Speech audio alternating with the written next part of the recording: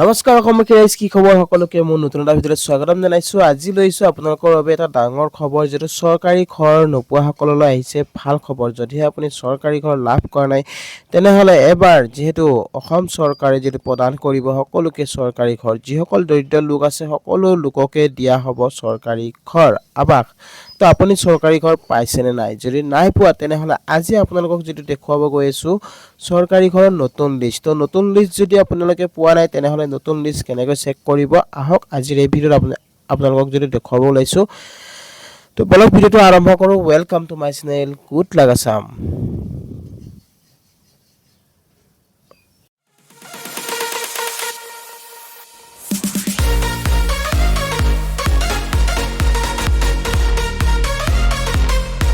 প্ৰথমতে আপোনালোকে যদি চৰকাৰী ঘৰৰ লিষ্ট চাব বিচাৰে তেতিয়াহ'লে আপোনালোকে চৰকাৰী ঘৰ লিষ্ট কেনেকৈ বিচাৰি পাব, তো আজিৰ এই ভিডিঅ'ত আপোনালোকৰ মাজত আলোচনা কৰিব ওলাইছোঁ। তো প্ৰথমতে আপোনালোকে যাব লাগিব গুগলত। তো গুগলত আপোনালোকে চাৰ্চ কৰিব লাগিব RHE ৰিপৰ্টিং। তো RHE ৰিপৰ্টিং nice.in যিটো ৱেবছাইট আছে তাত আপোনালোকে গুচি যাব F.6 FTO ট্ৰানজিশ্যন চামাৰি।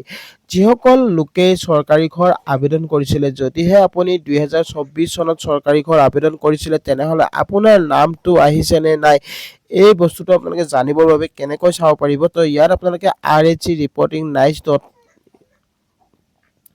আপোনালোকে গুচি যাব। যোৱাৰ পিছত ইয়াত আপোনালোকে FTO ট্ৰানজিশ্যন চামাৰি দুটা অপশ্যন দেখিবলৈ পাব। তলত যিটো এজ পাৰ জেনেৰেটেড ফাইনেন্সিয়েল ইয়াৰ, এজ পাৰ চেনচনেড ফাইনেন্সিয়েল ইয়াৰ, যিটো প্ৰথম অপশ্যন আছে সেই অপশ্যনটোত আপোনালোকে টিক কৰি দিব। দিয়াৰ পিছত এতিয়া আহিব আপোনালোকে তলৰ এটা অপশ্যনত, যিটো আপোনালোকে ইয়াত দেখিবলৈ পাইছে চিলেক্ট বুলি। তো চিলেক্টত আপোনালোকে ইয়াত ক্লিক কৰি দিব আৰু ইয়াত আপোনালোকে চিলেক্ট কৰিব 2024 আৰু 25। তো আপোনালোক যদি জনাইছোঁ যে 2024-25 বৰ্ষত যিসকলে চৰকাৰী ঘৰ আবেদন কৰিছিলে সেইসকলৰহে নাম আহিছে, আৰু নতুনকৈ যিসকলে 2025-ত দিছিলে সেইবোৰ নহয়, 2024-ত যিসকল লোকে আবেদন কৰিছিলে চৰকাৰী ঘৰৰ বাবে সেই লোকসকলৰ যিটো নাম ইতিমধ্যে ওলাইছে। তো আপোনালোকৰ যদি নামটো আহিছে তেনেহ'লে আপোনালোকে চৰকাৰী ঘৰ নিশ্চয় লাভ কৰিব। আৰু ইয়াত আপোনালোকে এতিয়া কি কৰিব, এতিয়া আপোনালোকে ইয়াত প্ৰধানমন্ত্ৰী আৱাস যোজনা বুলি আপোনালোকে ইয়াত ক্লিক কৰি দিব। তো দিয়াৰ পিছত এতিয়া আহিব লাগিব আপোনালোকে তলত দেখিছে চক লিষ্ট এনেকৈ ওলাই আহিছে। এতিয়া আপোনালোকে ইয়াত আছাম যিটো অপশ্যন আছে, আছাম হওক আপোনাৰ যিটো ষ্টেট হয় সেই ষ্টেটটো আপোনালোকে ইয়াত চিলেক্ট কৰি ল'ব। ঠিক আছে, মই আছাম যিটো চিলেক্ট কৰি লৈছোঁ।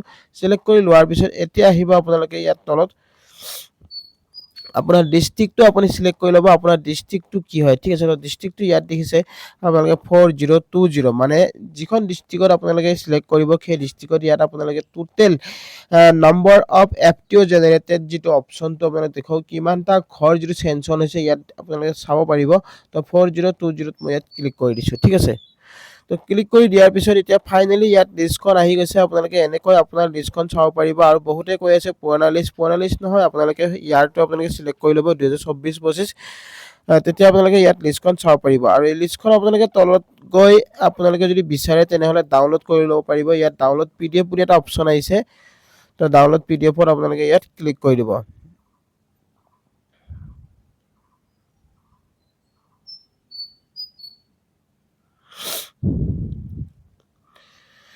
ডাউনলোড কৰি আপুনি আপোনাৰ যিটো ইয়াত আপোনালোকে গোটেই ডিটেইলছটো চাব পাৰিব, কিমান আপোনালোকৰ পইচা যিটো চেনচন হৈছে আৰু কেইটা ঘৰ চেনচন হৈছে, যিটো একেলগত আপোনালোকৰ ঘৰৰ আইডি আহি যায় আৰু আইডি হিচাপত আপোনালোকে পইচাটো লাভ কৰে। চ' ইয়াত আপোনালোকে এমাউণ্টটো দেখিবলৈ পাব, beneficiary code to FTO file. তো আপোনালোকে চাওক এতিয়া চৰকাৰী ঘৰত যিটো আপোনালোকৰ ফাইনেল লিষ্ট আছে সেই লিষ্টখন দেখুৱালোঁ। আৰু ইয়াত আপোনালোকে ডাউনলোড কৰিব বিচাৰিলে ইয়াত চাওক ডাউনলোড অপশ্যন আহি গৈছে। যেতিয়া ডাউনলোড হ'ব তাৰপিছত আপুনি অপেন কৰিব, আপুনি ব্ৰাউজাৰ এটা অপেন কৰি ল'ব, অপেন ড্ৰাইভ বুলি আপোনালোকে যিটো এপ অফ ৰিডাৰ আছে তাতে আপোনালোকে ইয়াত ডাইৰেক্ট PDFত আপোনালোকে এনেকৈ চাব পাৰিব। চাওক এনেকৈ আপোনালোকৰ যিটো চৰকাৰী ঘৰৰ লিষ্টখন আহি যাব।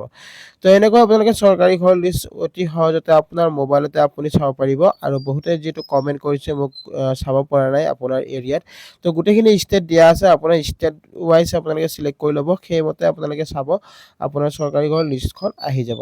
তো আই হোপ আপোনালোকে নিশ্চয় ভিডিঅ'টো বুজি পালে। তো এনেকৈ চৰকাৰী ঘৰৰ লিষ্ট অতি সহজতে আপুনি মোবাইলতে উলিয়াই ল'ব পাৰিব। তো গাইজ আই হোপ আপোনালোকে নিশ্চয় ভিডিঅ'টো বুজি পালে। তো আজিৰ ভিডিঅ'টোত আপোনালোকক এইখিনি জনাব লগা আছিল। আৰু ভিডিঅ'টো চাই কেনেকুৱা পালে জনাব, ভাল পালে লাইক শ্বেয়াৰ, আৰু লগতে চেনেলটো যদি নতুনকৈ আহিছে তেনেহ'লে ছাবস্ক্ৰাইব কৰিব নাপাহৰিব, আৰু কাষত থকা বেল আইকনটো প্ৰেছ কৰি দিব, যাতে এনেকুৱা ধৰণৰ নতুন নটিফিকেশ্যন আহিলে আপোনালোকে সকলোতকৈ আগত পাই থাকে। তো গাইজ আজিলৈ ইমানে, জয় অসম।